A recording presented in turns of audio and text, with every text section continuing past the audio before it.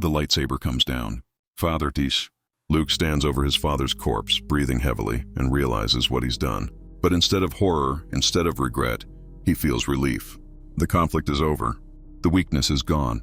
Emperor Palpatine's laughter fills the throne room. This is even better than he had planned. What you just heard changes everything. One swing of a lightsaber, one moment of rage instead of mercy, one choice that doesn't just kill Darth Vader, but murders hope itself. This is what happens when Luke Skywalker falls to the dark side. When the galaxy's greatest hero becomes its ultimate nightmare. When the Chosen One's bloodline brings not salvation, but eternal damnation. The rebellion dies. The Empire evolves. And Luke Skywalker transforms into something that makes his father look like a saint. You think you know how dark the Star Wars galaxy can get?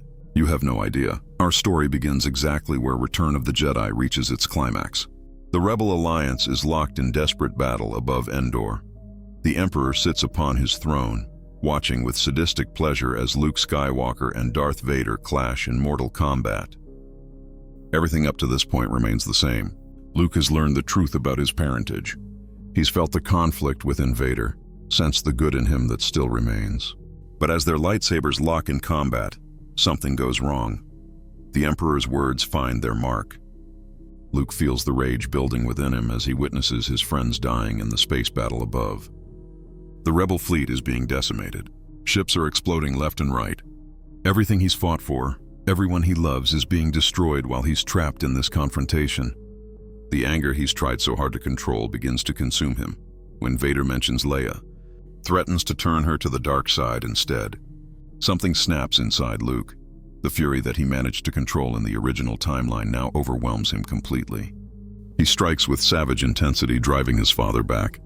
But this time, when Vader falls, when Luke has the opportunity to show mercy, he doesn't take it. Standing over his fallen father, lightsaber raised, Luke sees not redemption, but weakness. Vader's mask is damaged, revealing the scarred face beneath, and all Luke can think about is the suffering this man has caused. Not just to him, not just to his friends, but to the entire galaxy. The younglings slaughtered at the Jedi Temple, Alderaan's destruction. The countless millions who have died under Imperial rule. The lightsaber comes down. Vader dies, not redeemed, but destroyed by his own son. The Emperor's laughter fills the throne room. This is even better than he had planned. Not only has Luke embraced his anger, he's killed his own father in cold blood. The young Skywalker stands there, breathing heavily, his father's lifeless form at his feet, and realizes what he's done. But instead of horror, instead of regret, he feels relief. The conflict is over. The weakness is gone. Palpatine rises from his throne, approaching slowly, carefully. He recognizes this moment for what it is, the most crucial point in galactic history since his own rise to power. His voice is soft, almost fatherly. He tells Luke that he understands, that the Jedi way is a lie, that peace through strength, order through power, is the only truth that matters. Luke looks at his father's corpse and sees validation of everything the Emperor is saying. Vader was weak because he clung to sentiment, to the memory of what he used to be. That weakness made him vulnerable. Luke will not make the same mistake. The seduction doesn't happen all at once. It's a gradual process, but one that accelerates rapidly. The Emperor shows Luke the truth about the Jedi Order, not the sanitized version the rebels believed, but the reality.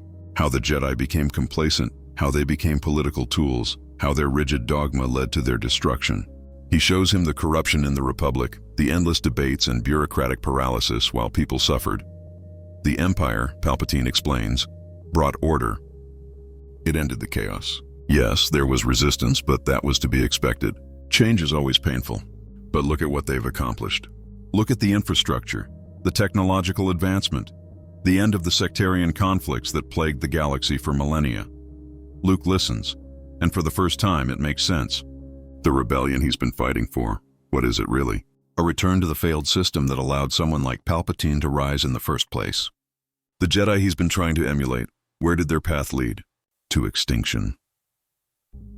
Standing there in the Emperor's throne room, looking out at the space battle where his former friends are dying, Luke makes his choice. Not the choice of a moment, but the choice of a lifetime. He kneels before Palpatine and accepts his destiny as a Sith, The immediate consequences are catastrophic for the rebellion. Luke knows everything about their operation. He knows their codes, their safe houses, their key personnel. More importantly, he knows their weaknesses, their fears, their hopes. He becomes the Empire's most effective weapon, not just because of his power in the Force, but because of his intimate knowledge of everything the rebels hold dear. The Death Star survives. With Luke no longer fighting against the Emperor, there's no one to disable the station's defenses. The rebel fleet is decimated. Some ships escape, but the Alliance suffers losses from which it never recovers. Mon Mothma is killed when her flagship is destroyed. Admiral Akbar barely escapes with his life, but with most of his fleet in ruins. Down on Endor, Han Solo and Leia wait anxiously for Luke's return. When Imperial shuttles land instead of Luke's, they know something has gone terribly wrong. The news of Luke's fall hits Leia like a physical blow. Through the Force, she can sense the change in her brother, the darkness that now surrounds him. It's a wound that will never heal. Han tries to maintain hope, insisting that Luke can be reached, that he can be turned back. But Leia knows better. She's felt the darkness in Vader, and now she feels something similar but worse in Luke. Where Vader retained some small spark of Anakin Skywalker, Luke has embraced his fall completely. The surviving rebels face an impossible situation. They're being hunted by someone who knows their every move, someone who can anticipate their strategies because he helped develop them. Worse, Luke isn't just hunting them with conventional forces. His power in the dark side grows exponentially under Palpatine's tutelage. Within months of his turn, Luke has become something that makes Vader look restrained by comparison. Where Vader was driven by rage and self-hatred, Luke is driven by cold certainty. He believes completely in what he's doing. This makes him far more dangerous than his father ever was.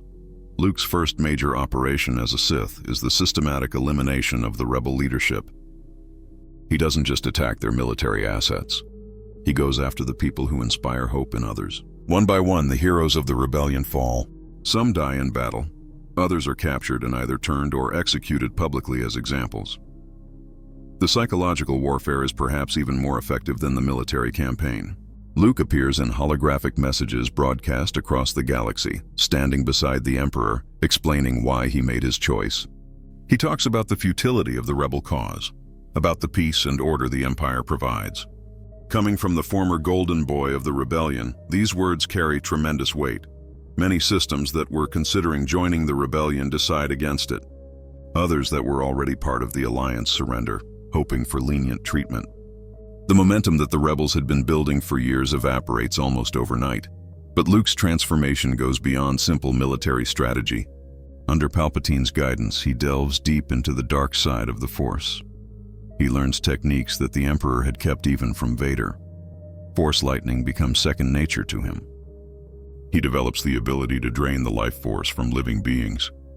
Most terrifyingly, he learns to use the Force to break minds, to turn people's own thoughts against them. His lightsaber combat evolves as well. Where Luke's style had been somewhat defensive, influenced by his Jedi training, he now fights with aggressive precision.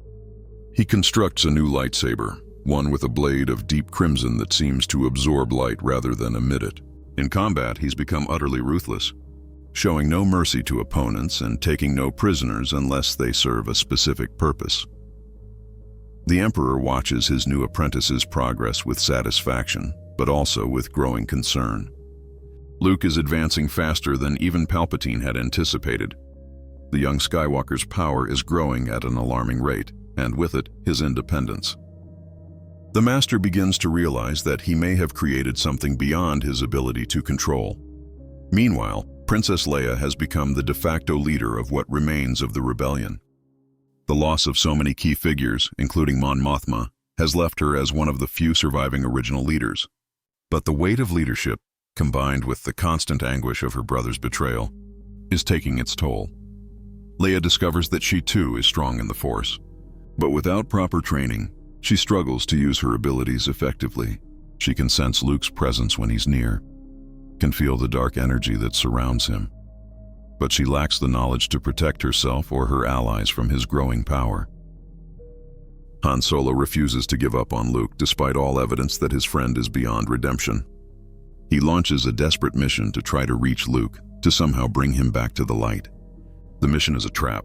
Luke has been expecting exactly this kind of attempt, and he uses it as an opportunity to eliminate one of the rebellion's most charismatic leaders. The confrontation between Han and Luke is heartbreaking. Han tries to appeal to their friendship, to the man Luke used to be. But Luke is beyond such sentiments now. He sees Han's loyalty as weakness, his hope as delusion. When Han refuses to stop trying to reach him, Luke ends his former friend's life without hesitation. The death of Han Solo is a turning point for Leia. The grief and rage threaten to consume her, and for a moment, she teeters on the edge of her own fall to the dark side. The irony isn't lost on Luke, who reaches out to his sister through the Force, offering to teach her, to show her the power that could be hers if she embraces her anger. But Leia, perhaps because she's felt the pain of loss in a way Luke never did before his fall, or perhaps because she's seen firsthand what the dark side does to those it touches, rejects her brother's offer. Instead, she channels her grief into determination. If Luke has truly chosen this path, then she will be the one to stop him. With the core leadership of the rebellion dead or scattered, Leia begins the process of rebuilding from scratch. She reaches out to surviving Jedi, to other Force-sensitive individuals who might be able to stand against Luke and the Emperor. She finds some allies in unexpected places. Ahsoka Tano, if she's still alive in this timeline, becomes a crucial figure in the resistance against the dark side. But the challenge they face is unprecedented. Luke isn't just another Sith Lord. He's someone who was trained as a Jedi, who understands both sides of the Force. His tactical knowledge, combined with his growing power, makes him nearly unstoppable. Every move the remaining rebels make, Luke anticipates. Every safe house they establish, he finds. Every ally they recruit, he turns or eliminates. The Emperor, meanwhile, is dealing with his own challenges. Luke's rapid advancement has upset the careful balance of power that Palpatine has maintained for decades. The young Sith's growing independence is becoming a threat to the Emperor's absolute authority. The Rule of Two, the ancient Sith doctrine that there should only be a master and an apprentice, weighs heavily on both their minds. Palpatine knows that eventually, Luke will challenge him for supremacy. It's the way of the Sith. But he also knows that Luke is already approaching his own level of power, and the young Skywalker is still growing stronger. The Emperor begins to consider whether he should eliminate Luke before the inevitable confrontation. But he's also aware that doing so would deprive him of his most effective weapon against the remaining rebels. The tension between master and apprentice comes to a head during a mission to eliminate a group of Force-sensitive children that the rebels have been trying to train as potential Jedi.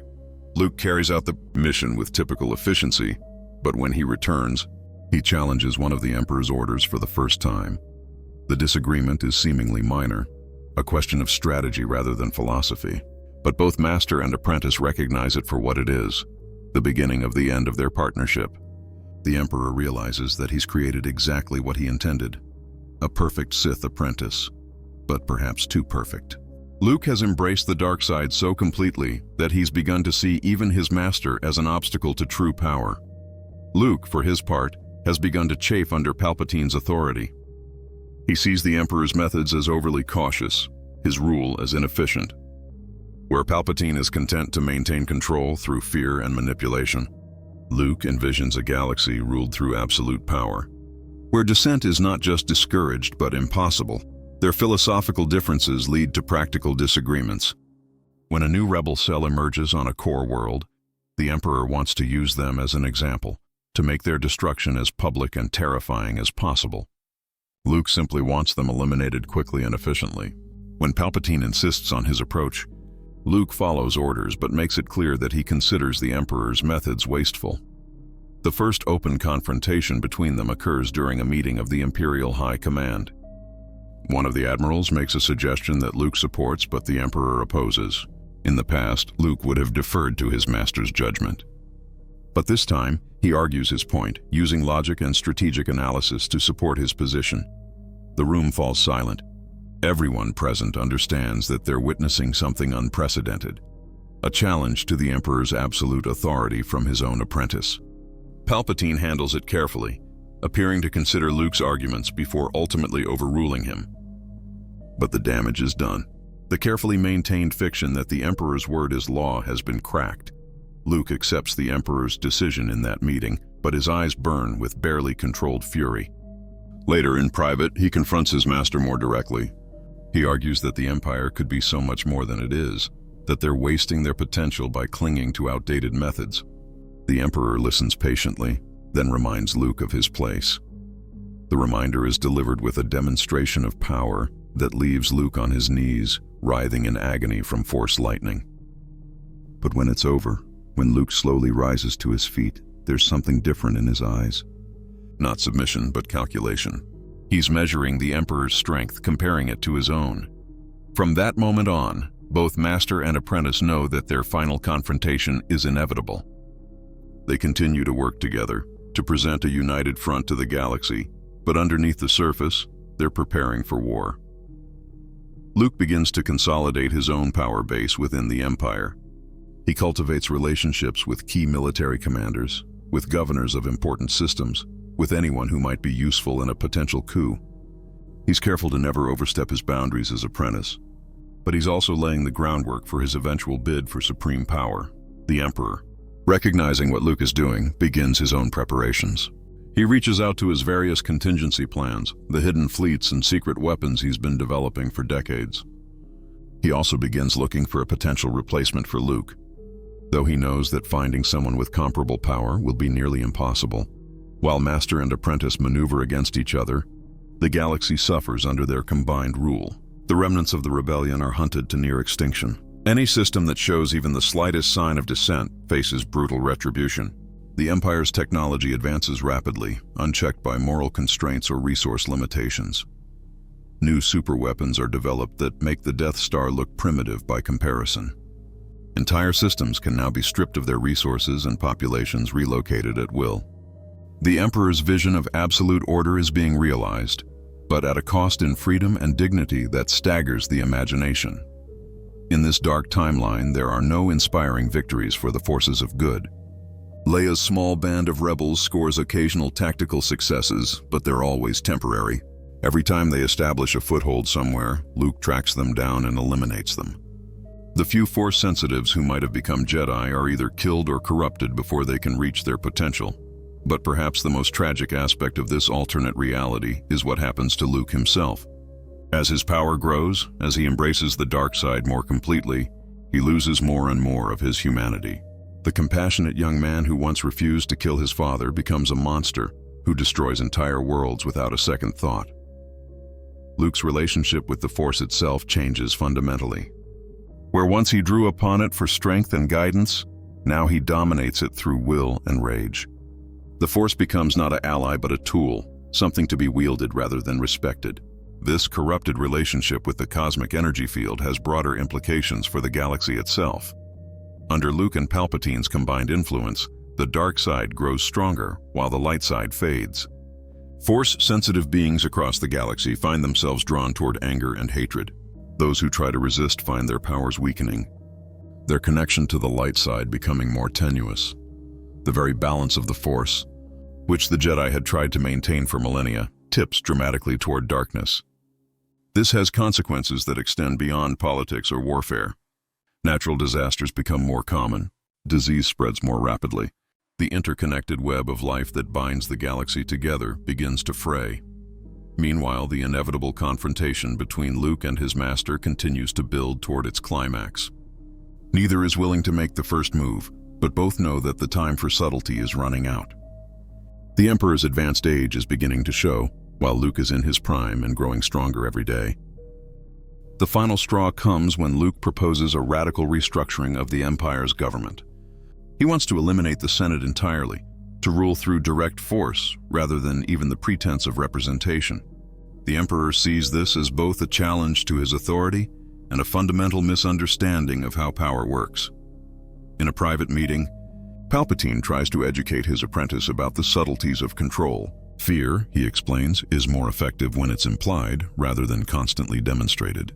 The Senate, weak and corrupted as it is, provides a useful fiction of legitimacy. Rule through pure force is unsustainable in the long term. Luke listens to his master's lecture with growing impatience. He sees the Emperor's approach as weakness disguised as wisdom. In Luke's view, absolute power should be absolute. not hedged about with political niceties and carefully managed perceptions. Their disagreement escalates into an argument, and the argument becomes something more. For the first time, both master and apprentice draw upon the Force as weapons against each other. It's not yet a full confrontation, but it's a clear preview of what's coming. The Emperor wins this initial skirmish, his centuries of experience and knowledge giving him the edge. But Luke recovers quickly, and his next attack is stronger, more focused. It becomes clear to both of them that when their final battle comes, the outcome will be far from certain. Across the galaxy, sensitive individuals feel the disturbance caused by this clash between two masters of the dark side. Leia, meditating in a hidden base on a remote world, is nearly overwhelmed by the wave of malevolent energy. She realizes that something fundamental has changed in the relationship between Luke and the Emperor. The few surviving Jedi and Force-sensitive individuals feel it too. Some see it as an opportunity, believing that if the two Dark Lords destroy each other, it might create an opening for the light side to reassert itself. Others recognize it as a sign that the darkness is about to grow even stronger, regardless of which Sith emerges victorious. The final confrontation comes sooner than anyone expects. During what should have been a routine strategy meeting, Luke openly contradicts his master's orders. Not a suggestion or a respectful disagreement, but a flat refusal to carry out the Emperor's commands. Palpatine's response is swift and violent. Force lightning fills the chamber, but this time Luke is ready for it. He absorbs the energy and redirects it, sending it back at his master with interest. The Emperor staggers, genuinely surprised by his apprentice's power. What follows is a battle that shakes the foundations of the Imperial Palace. These aren't the desperate struggles of heroes fighting against impossible odds that we see in the original films. This is a clash between two beings who have embraced ultimate power, who are willing to destroy anything and everything to achieve victory. They fight with lightsabers, but also with the Force itself as a weapon. Walls crumble around them. The air itself seems to burn with the intensity of their hatred. Imperial guards and servants flee in terror as the two Dark Lords try to annihilate each other. The battle rages for hours, neither combatant able to gain a decisive advantage. Luke's youth and strength are balanced by the Emperor's experience and cunning. But gradually, inevitably, Luke begins to gain the upper hand. His power, fed by years of carefully nurtured hatred and ambition, proves stronger than his master's ancient wisdom. In the end, Palpatine falls not to Luke's lightsaber, but to his own weapon turned against him. Luke catches the Emperor's Force lightning and amplifies it, sending it back with crushing power. The man who had ruled the galaxy for decades dies as he had lived, consumed by his own malevolence. Luke stands over his master's corpse, breathing heavily, his body crackling with residual dark side energy. He has achieved what every Sith apprentice dreams of. He has surpassed and destroyed his master. But there's no satisfaction in the victory, only hunger for more power, more control. Within hours of the Emperor's death, Luke has consolidated his hold on the Imperial government. The announcement goes out to every corner of the galaxy. The Emperor is dead, but the Empire endures under new leadership. There will be no period of transition, no power struggle among competing factions. The change in leadership is absolute and immediate. Luke's first act as Emperor is to eliminate any potential rivals.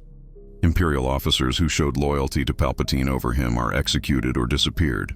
Governors who might have independent power bases are replaced with Luke's own appointees. The purge is swift, efficient, and ruthless. But Luke's empire is different from his predecessors in fundamental ways. Where Palpatine ruled through a complex web of fear, manipulation, and bureaucracy, Luke prefers direct action. His regime is more overtly tyrannical but also more efficient. Dissent isn't just discouraged. It's made impossible through constant surveillance and preemptive action. Technology advances rapidly under Luke's rule, but always in service of control and domination. New methods of monitoring the population are developed. Brainwashing techniques are perfected. Entire planets are strip-mined and their populations relocated to more easily controlled worlds. The few remaining rebels find themselves facing an enemy even more implacable than the original Empire. Luke doesn't just want to defeat them. He wants to erase the very concept of resistance from the galactic consciousness. Every rebel captured is subjected to intense interrogation and reconditioning. Those who can't be turned are eliminated, but their deaths serve as examples to others. Leia, still leading the pathetic remnants of the Alliance, realizes that traditional rebellion is no longer possible. Luke's empire is too efficient, too thorough in its oppression. She begins to focus instead on preserving some spark of hope for future generations, hiding Force-sensitive children and maintaining secret archives of pre-imperial history and culture. But even these small acts of defiance become increasingly difficult. Luke's power in the Force has grown to the point where he can sense disturbances across vast distances. Every time Leia tries to establish a safe house or rescue center, Luke's forces arrive within weeks or even days. The psychological warfare is as devastating as the military campaign. Luke uses his knowledge of the former rebels to craft propaganda that strikes at their deepest fears and insecurities. He appears in broadcasts where he calmly explains why resistance is futile, why the old ways were failures, why order and stability are preferable to the chaos of freedom. Some of the broadcasts are aimed specifically at Leia. Luke speaks directly to his sister, offering her a place at his side, promising that together they can bring true peace to the galaxy. His words are seductive, playing on her exhaustion and despair. For a moment, she's tempted to accept, to stop fighting a war that cannot be won. But Leia remembers Han, remembers Luke as he used to be, remembers everything the Empire has taken from her. She refuses her brother's offer and continues her hopeless struggle, knowing that she's probably only delaying the inevitable. Years pass. Luke's empire grows stronger while the forces of resistance fade into legend. Entire generations grow up knowing only imperial rule, having never experienced freedom or even heard coherent arguments for why it might be desirable. The education system is thoroughly indoctrinated, the media completely controlled, the very language shaped to make seditious thoughts difficult to express. Luke himself evolves during this period, but not in ways that offer hope for redemption. His power continues to grow, but so does his isolation from anything resembling human emotion. He rules from the imperial palace on Coruscant, surrounded by servants and sycophants, but utterly alone in any meaningful sense. The few times he encounters genuine resistance, Luke's response is swift and merciless. Entire systems are subjected to orbital bombardment. Populations are relocated to labor camps. The message is always the same. Resistance will be met with annihilation. But perhaps the most chilling aspect of Luke's rule is how normal it becomes. The galaxy adapts to tyranny with disturbing ease. People learn to keep their heads down, to inform on their neighbors, to find satisfaction in small pleasures, while ignoring the larger horror of their situation. The human capacity for accommodation allows the Empire to maintain control with less and less overt force as time passes. In this dark timeline, there are no inspiring victories, no moments of triumph for the forces of good. The closest thing to hope comes from Leia's small network of preservationists who maintain secret records of what the galaxy was like before Luke's fall. They tell stories of Jedi Knights and democratic governments, of a time when beings were free to choose their own destinies. Luke, now middle-aged and at the height of his powers, surveys his domain with satisfaction. He has achieved something that neither his father nor the Emperor ever managed: total victory. The galaxy is his, completely and perhaps permanently. There are no rebels hiding in the shadows, no Jedi Masters waiting to train new heroes, no politicians scheming for independence. But this victory comes at a price that Luke himself may not fully understand. In gaining everything he thought he wanted, he has lost everything that made him human. The compassionate young man who once risked everything to save his father no longer exists in any meaningful way. Luke stands alone in his throne room, master of a galaxy that offers him no real challenges, no genuine relationships, no possibility of growth or change. He has unlimited power, but no way to use it that brings him satisfaction. Every threat has been eliminated, every rival destroyed, every source of opposition crushed. In quieter moments, which come rarely now, Luke sometimes remembers his old life. He thinks about his aunt and uncle on Tatooine, about his friendship with Han and Leia, about the dreams he once had of becoming a Jedi Knight. But these memories feel like they belong to someone else, and they bring him no comfort. Only a strange emptiness that he doesn't understand and can't fill. The galaxy Luke rules is vast and ordered, efficient and prosperous in its way. It's also sterile and hopeless, a place where creativity and spontaneity have been systematically eliminated in favor of predictability and control. Billions of beings live their lives according to schedules and regulations determined by imperial bureaucracy. finding what happiness they can in approved entertainments and sanctioned relationships. Art, when it exists at all, serves the state. Music celebrates imperial achievements. Literature reinforces approved values. Even private conversations are shaped by the knowledge that someone might be listening, that the wrong word or phrase could lead to re-education or worse. The technology that might have lifted the galaxy to new heights of prosperity and exploration is instead used for surveillance and control.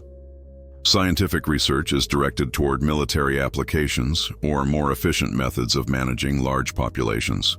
The sense of wonder and discovery that once drove beings to explore the unknown regions of space has been replaced by a bureaucratic focus on cataloging and controlling known resources. In this timeline, there are no new Jedi to carry on the tradition of the Force. The ancient orders of monks and philosophers who once provided moral guidance to the galaxy have been eliminated or thoroughly corrupted. The very concept of individual conscience has been systematically undermined through education and propaganda. Luke's empire represents the ultimate victory of order over freedom, security over dignity, efficiency over humanity. It's a cautionary tale about the price of unlimited power and the danger of abandoning moral constraints in pursuit of even worthy goals. And yet, from Luke's perspective, he has succeeded beyond his wildest dreams. He has brought peace to the galaxy, ended the cycle of wars that had plagued civilization for millennia, and created a system that can theoretically last forever. The cost in human freedom and dignity is, in his mind, a reasonable price to pay for such achievements. This is perhaps the most terrifying aspect of this alternate timeline. Luke isn't a mustache-twirling villain who knows he's evil and revels in it. He genuinely believes that what he's done is right, that the galaxy is better off under his rule than it was before. His fall to the dark side is complete not just in terms of power, but in terms of perspective. He can no longer even conceive of why anyone would prefer the chaos of freedom to the order of his empire. The young man who once saw good in Darth Vader, who believed that anyone could be redeemed, has become someone incapable of redemption himself. Not because the possibility doesn't exist, but because he no longer wants to be redeemed. He has embraced his choices completely and sees no reason to question them. In the end, this alternate timeline serves as a reminder of how thin the line can be between heroism and villainy, between salvation and damnation. Luke Skywalker's fall represents not just the triumph of the dark side, but the death of hope itself. In a galaxy where even the greatest heroes can become the greatest villains, where does that leave the rest of us? The answer, perhaps, is that it leaves us with the responsibility to make our own choices, to resist our own temptations, and to remember that the struggle between light and darkness isn't just played out on cosmic battlefields, but in the quiet moments of conscience that define who we choose to be. Luke's empire will endure for generations, perhaps centuries. It's efficient, stable, and self-perpetuating.